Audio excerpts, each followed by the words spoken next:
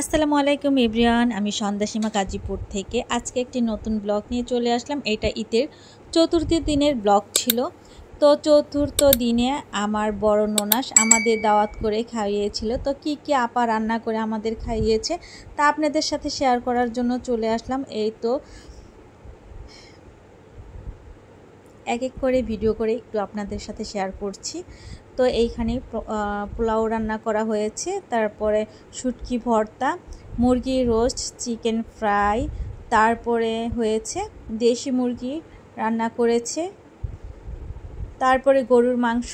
এই তো এগুলা আরও সেমাই টেমাই রান্না করা হয়েছে, পিঠা রান্না করেছে।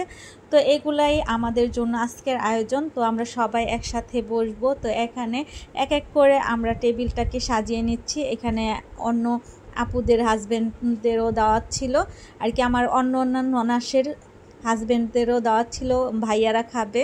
তো আমরা সবাই একসাথেই খাবো, এর জন্য সবাই মিলেমিশে সবাই একসাথে এক এক করে ডাইনিংয়ে এসে আর কি নিয়ে আসছি আর সাজাচ্ছি।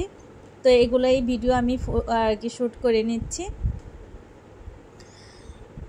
তো সবাই আমরা একসাথে অফ ক্যামেরায় খাওয়া দাওয়া শেষ করে তো যখন বিকাল হয়ে গেছে, তো বিকালবেলা আর কি আপার ছাদে উঠেছি।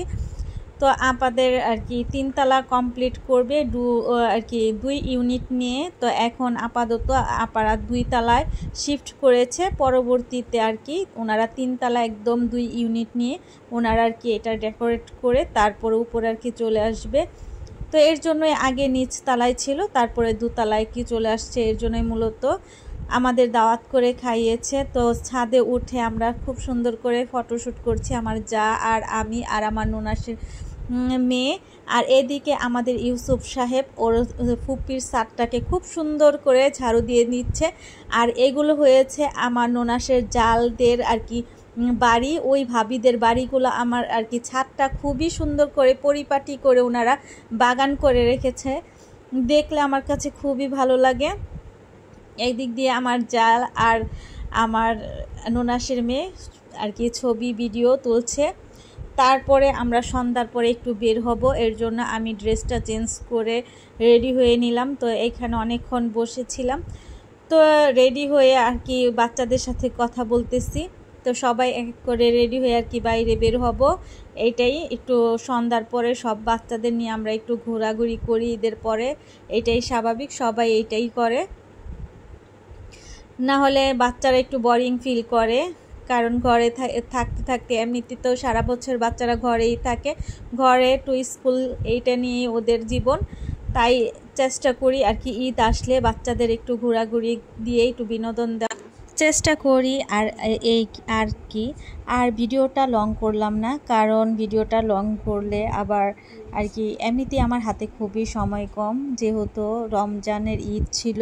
তো রোজা আর ঈদ সব মিলিয়ে একটু ব্যস্ততার মধ্যে কাটিয়েছি। এরই মধ্যে বাচ্চার একদম পড়ার দিকে আমি সময় দিতে পারিনি। তো আমার মেয়ের পড়াতে অনেক ঘাটতি পড়ে গেছে, তো এর জন্য আর লং করলাম না, ভিডিওটা একটু শর্ট করেই দিলাম। তো আজকের ভিডিওটা এই পর্যন্ত। যে যেখান থেকে আজকের এই ব্লগটি দেখছেন সবার সুস্থতা কামনা করে আমার ব্লগটি এই পর্যন্তই রাখছি। আর এই দিক দিয়ে আমার ননাসের ছেলে খুব সুন্দর করে ভাতটা সাজিয়ে আমার কাছে নিয়ে আসছে, বলতেছে মামি খাইয়ে দাও। তো সবাইকে আল্লাহ হাফেজ।